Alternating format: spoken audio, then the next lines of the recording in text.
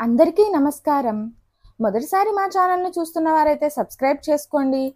పక్కనే ఉన్న bell ఐకాన్‌ను click చేయండి. సత్యాన్వేషణ జీవదృష్ట్యా జగద్దృష్ట్యా.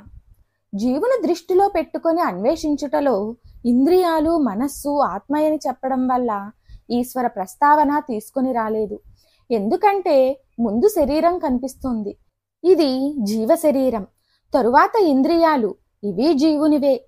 తరువాత నియంత్రించే మనస్సు, అన్నీ జీవుని ఆధీనంలో ఉన్నాయి. చివరకు పొందవలసినది ఆత్మ.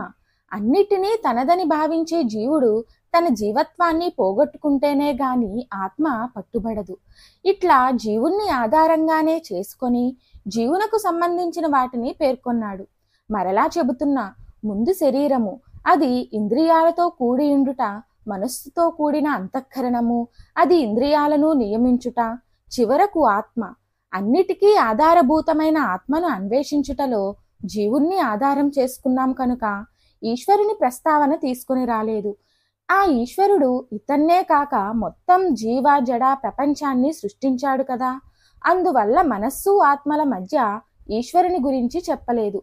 ఇక జగద్దృష్ట్యా ఆలోచించినప్పుడు ఈశ్వర ప్రస్తావన వస్తుంది.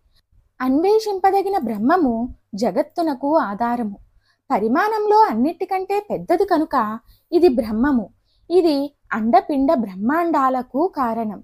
సమస్త జంగమ స్థావరాల ఉత్పత్తికి కారణం. అన్నిటికీ ఆధారమైన కారణమైన బ్రహ్మము జీవునకు ఆధారం కాకపోతుందా? మరి జీవునకు ఆధారం ఆత్మయని ఇంతకు ముందే చెప్పాం కదా. కనుక బ్రహ్మము ఆత్మ ఒక్కటే.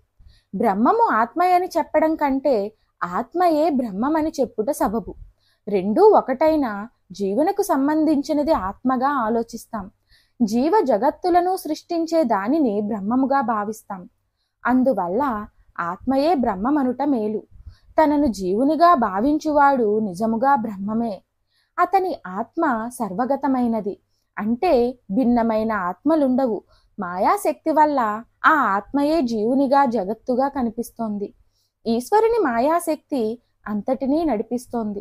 చిన్న చిన్న మనస్సులను, అహంకారాలను, జీవులను సృష్టించేది మాయాశక్తితో కూడిన ఆ విశ్వమనస్సే.